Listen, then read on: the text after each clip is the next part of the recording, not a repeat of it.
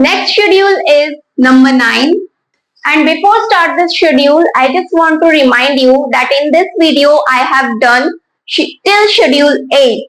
So only 8 schedules were included in the original constitution. Now I am going to teach you about 9, 10, 11 and 12 which were included later and the number of schedules become 12.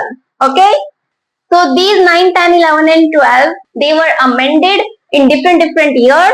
That's why last 4 schedules are very important for the exam. So what about schedule 9? So schedule 9 is completely only for land topic, land reforms. So in this schedule, there are subjects of land reforms and this schedule was mentioned by First Amendment Act 1951. Okay?